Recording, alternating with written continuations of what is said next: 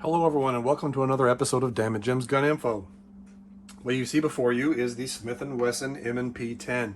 The M&P stands for military and police. This is a .308 caliber rifle with a 1 in 10 barrel twist rate, 16-inch barrel with a standard A2 muzzle brake right here on the end of the barrel. The thing that's really awesome about this gun is that it has ambidextrous selector levers, bolt releases, and magazine release. As you can see, the selector lever is a standard 90-degree throw. It's on the left and the right. You have your standard bolt release or bolt stop, both on the left and the right.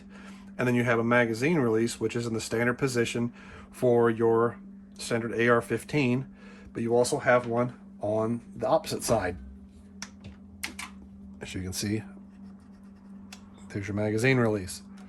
There's your bolt stop and your selector lever. Starting here at the top, what we have is a Bushnell 1-inch red dot mounted above a 3x9 variable power Bushnell scope. What it does is it gives me a rapid target acquisition with the red dot with no magnification. Then if I want to reach out, I can use the adjustable magnification with the Bushnell scope to reach out and hit targets more accurately and identify targets more accurately. The part right here is it's a gas block that has the rail on it. It has the standard flat top so that you can put a scope or other optics, stuff like that, standard flip up or standard iron sights on there if you want. On this one here, my plan is to eventually put the 45-degree flip up iron sights on here as a backup to the scope to the red dot optic. Pardon me, I've got a little bit of a cold.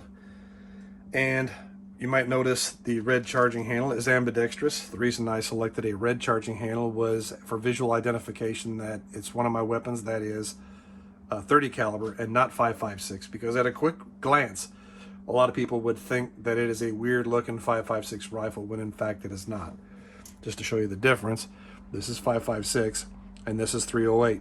As you can see, it's a significantly larger cartridge, so it provides significantly more power downrange to engage targets with. Now this has a length of pull adjustable stock with standard sling mounts up front and here. This has a standard A2 handguard, has the standard forward assist, dust cover. And what I've done is I've installed a Harris bipod here, which allows me to use it more stably from a prone position. The thing I like about this is that because of my body makeup, I don't have to use a lot of extra gadgets, extra risers, different pieces to actually shoulder this weapon and immediately center the sights so that I can see them. Now moving a little bit down here, what you'll see is a standard MAGPUL magazine. It's the LR SR-W PMag. This one's a 25 round capacity. They have higher and lower capacity magazines for 7.62 by 51. It has a clear window that you can actually see, and if you look very carefully, you can see the orange identifier right there. So as you load the magazine, you'll see that orange marker hit the numbers of 5, 10, missed the 15, 20. It has an easy removable floor plate. Just push that in and hopefully plate slides off. It has the spots here for you to use your paint pen so that you can identify what loadings you have there. You may load .308 black tip, which is an armor piercing round. You may put a nozzler ballistic tip in there.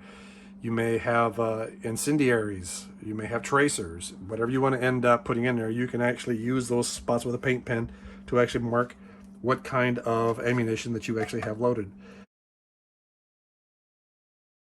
As you can see, the magazine, when it's loaded, you can see it from both sides. So it really makes how much ammunition you have left easily identifiable. And they fit in like a standard AR-15 magazine. Just put them in and it locks. To eject, push the magazine release button and it kicks it out. This has the 4-way anti-tilt follower, and it's really good, well-manufactured magazine. I've always liked Magpul products. I wouldn't say I'm necessarily a Magpul fanboy, but they make really, really good firearm-related equipment or accessories.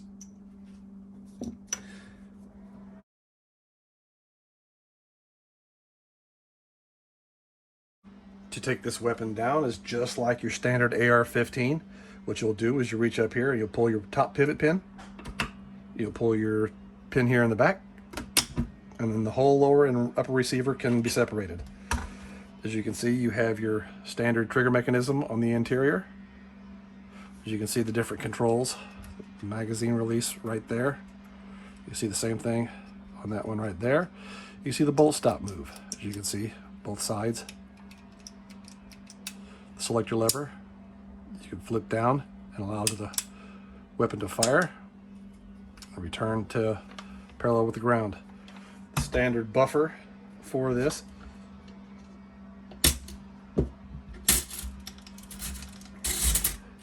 is very much like your standard AR-15 type of buffer. This one is specifically set up for the 308. Put that back in. And there you go. If you desire, you can change out the pistol grip. There's a screw in there that you can take out and put a different type of pistol grip on there if you so desire. Same thing with the adjustable buttstock. Now the bolt, again, comes out just like the AR-15. You can take your charging handle out. They're very easy to swap out. This red anodized one, like I said, is specifically set up so that at a glance I know that this is a 30 caliber AR platform firearm, not a 5.56 or 223 firearm. Okay, so again, this machine fits just in there just like the standard AR-15. However, you cannot use the standard AR-15 one on these. These are slightly longer, so make sure you get the right one for your weapon.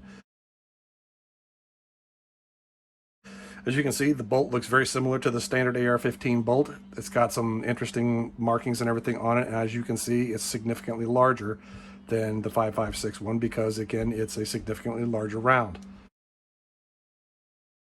So when it comes down to take it apart, you'll take it down just like your standard AR-15. You'll pull your firing pin retaining pin out.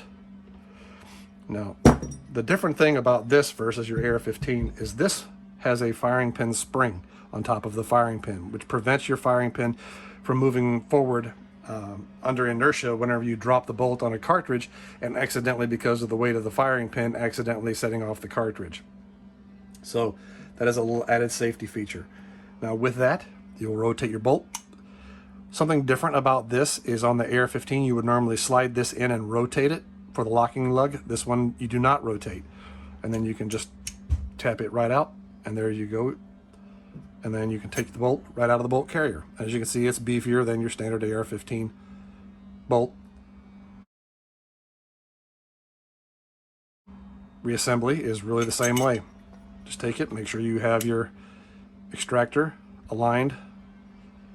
You're going to take and line up the hole. Once that gets in there, pull it forward, center it. Take your firing pin. Your firing pin goes, drops right in. Okay, and you push forward on your firing pin, and then you take your takedown spring or your firing pin retaining pin, and there you go. Retains your firing pin. To reassemble it in the weapon, make sure your charging handle is installed properly. Pull the bolt face forward, align it with the chamber, and then just push it forward. Automatically locks into the breech. Take your lower receiver, realign it,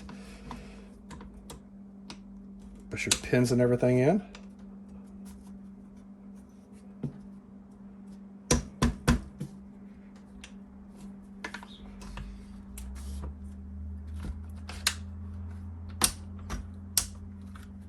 And then you do a function check. Okay, bolt comes to the rear. Selector lever goes on to fire. We know that it's clear. Pull trigger. Okay, we knew that heard the hammer fall. Then we pull the charging handle back.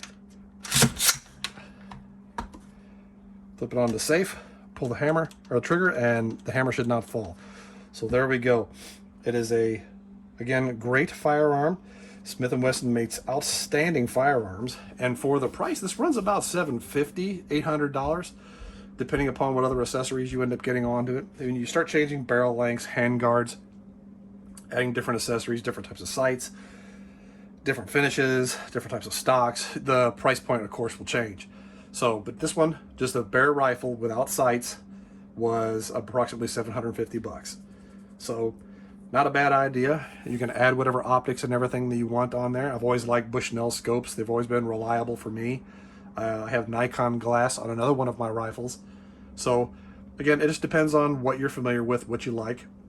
And one of the things, again, to remember about 308, which is that 7.62 by 51 was designed as a, it was more developed for standardized bullet weight and pressure levels to operate the diverse machine guns that the NATO nations have. 308 will offer you the ability to tailor your loadings to your rifle to maximize your accuracy. Because you remember one of my previous videos that different guns with different barrel lengths, with different barrel twist rates, like different bullet weights,